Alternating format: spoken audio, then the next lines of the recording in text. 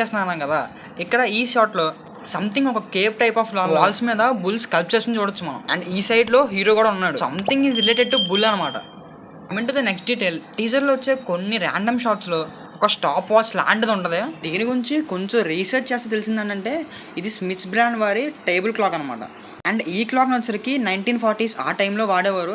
So movie time line కూడా ఆ టైంలో ఉండొచ్చు అని నేను అనుకుంటున్నాను. టీజర్ క్లైమాక్స్ షాట్లో మన హాయన కియారా పాప ఉంటుందన్నమాట. ఇక డీడీలు వచ్చరికి ఆ పిల్ల చేతిలో ఒక ఔల్ లాంటి బొమ్మ ఉంటుంది. పొసెస్డ్. నాకెందుకు ఈ డౌట్ వచ్చిందంటే టీజర్లో మళ్ళీ ర్యాండమ్ షాట్స్లో ఒక బొమ్మ ఉంటుంది. ఆ బొమ్మను కూడా బ్లాక్ మ్యాజిక్ చేసినట్టు ఉంటుంది అనమాట. సో నాకు అందుకే ఆ డౌట్. ఇవన్నీ కాకుండా నాకు థియరీ ఉంది.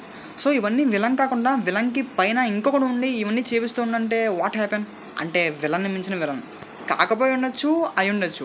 అప్పటికైతే వదిలిన టీజర్లో ఇవే చిన్న. Coming to the last detail, క్లైమాక్స్లో ఈ షాట్ ఉంది కదా, హీరో ఒక కత్తిని పట్టుకొని విలన్ మీదకి వెళ్తాడు.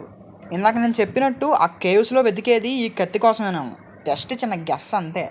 ఉండొచ్చు, కాకపోయి ఉండొచ్చు. ఇవన్నమాట వృషకర్మ గ్లిమ్స్లో నాకు దొరికిన